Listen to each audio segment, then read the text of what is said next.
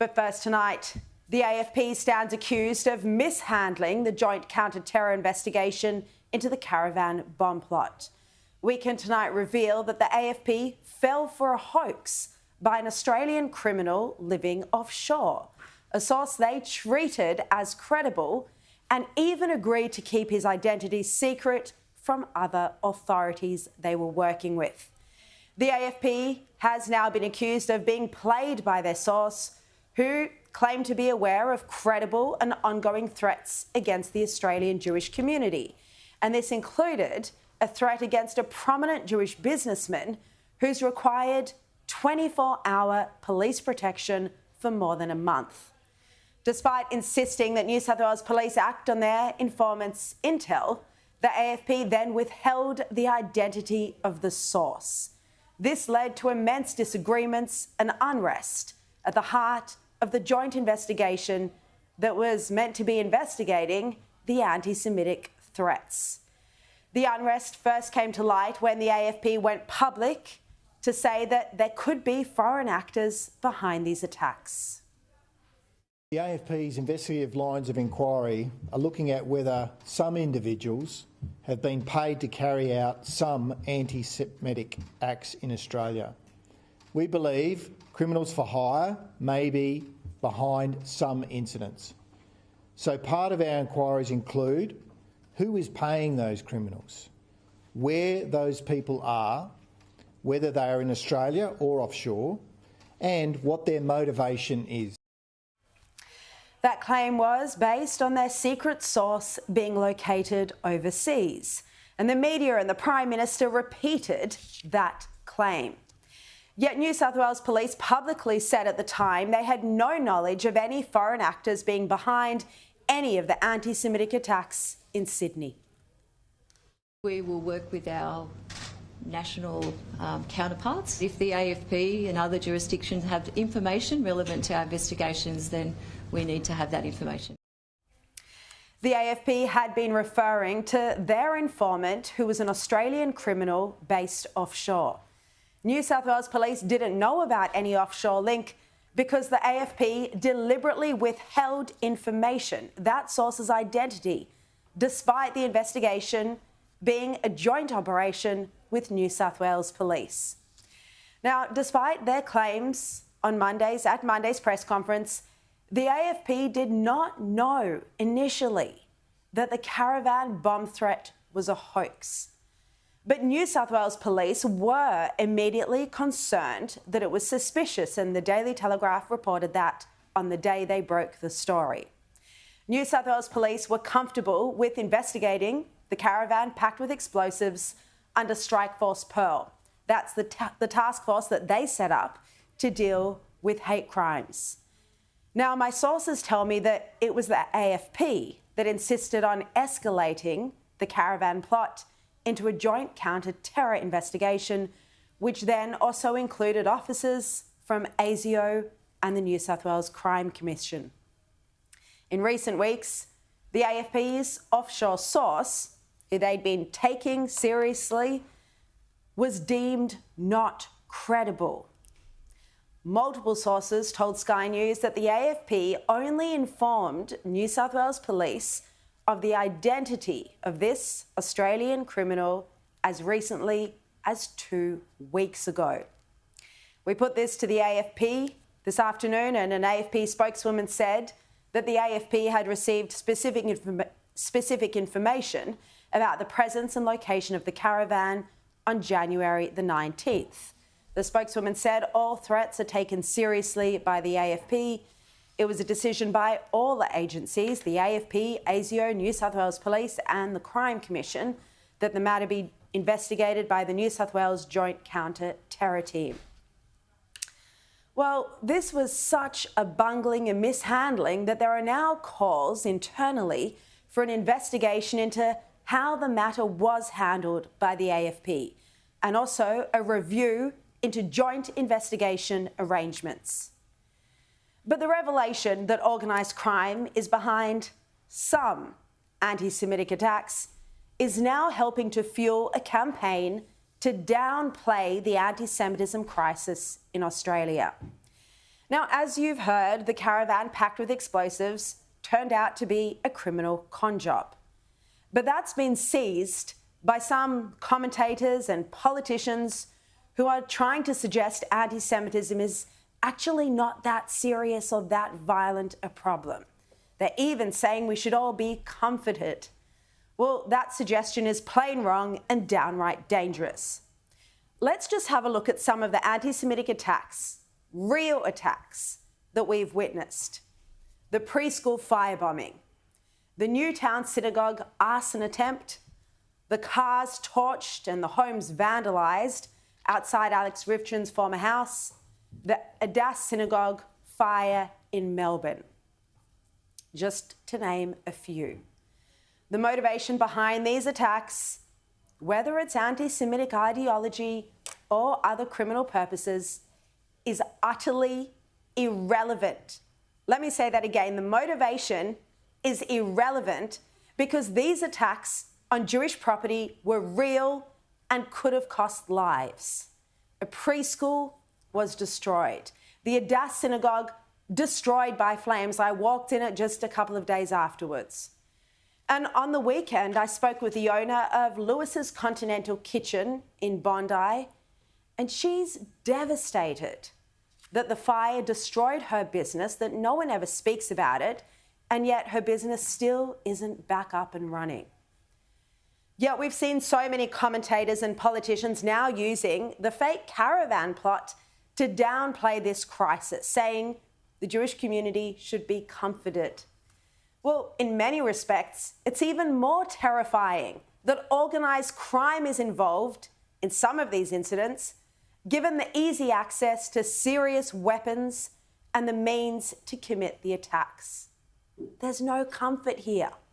Those people now downplaying anti-Semitism never wanted to speak about it in the first place. Hatred and attacks on Jews were an inconvenience to them.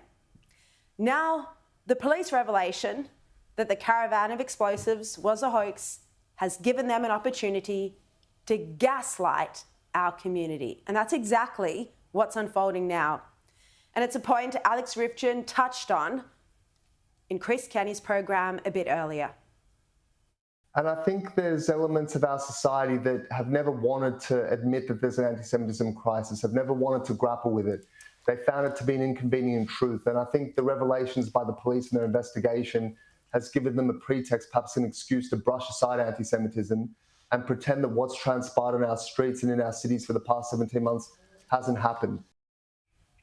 Now, even Tony Burke acknowledged the motivation for anti-Semitic attacks was irrelevant when the ABC asked him this completely absurd question that anti-Semitism could be revised down.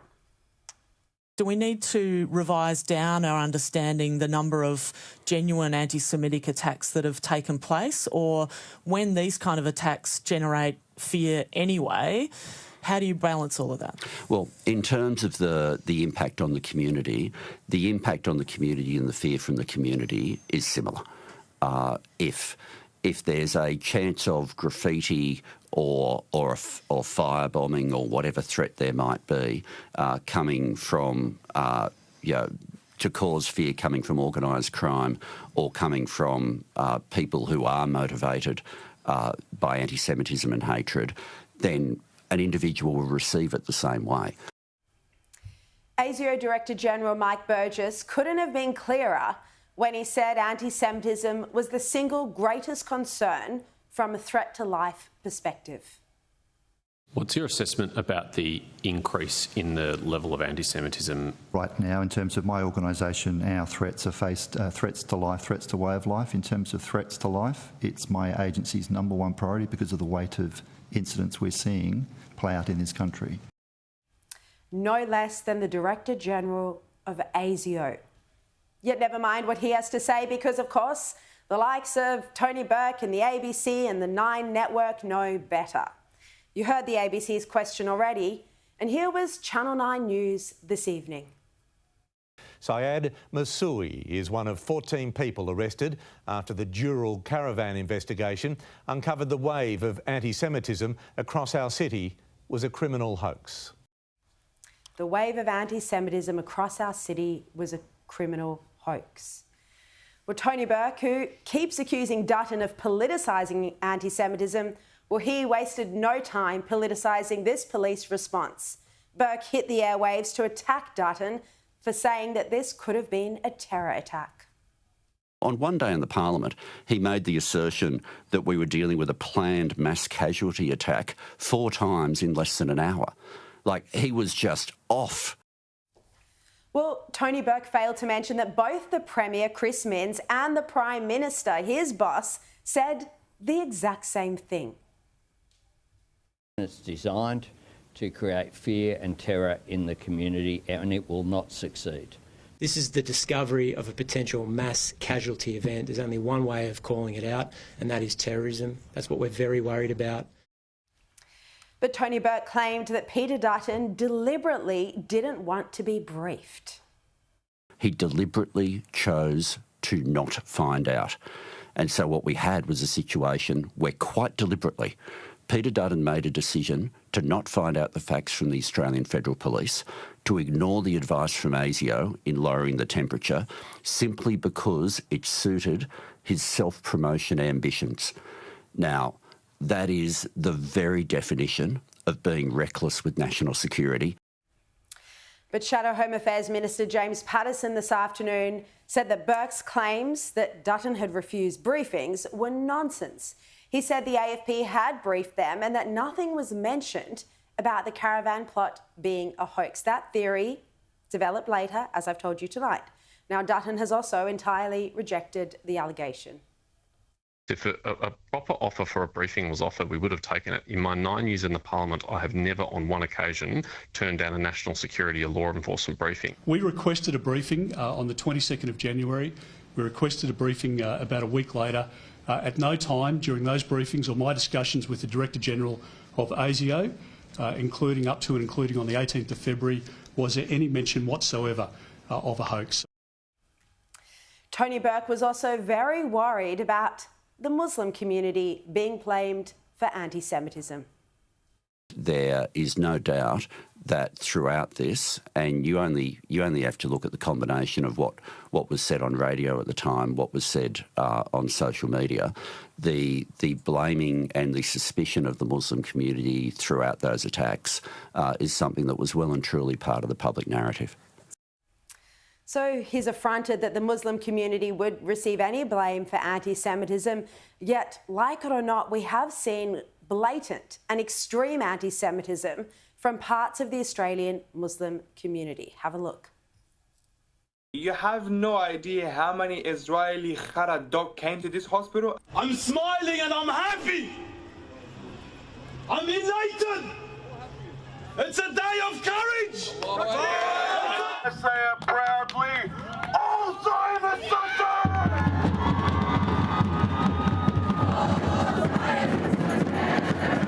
If the ASIO likes it or not, if they want to deport me from Australia or not, the jihad is the solution for the Ummah. But as you know, Tony Burke has preferred to speak about Islamophobia over anti-Semitism. And when there was a single social media threat made to a mosque, he rushed to visit it immediately.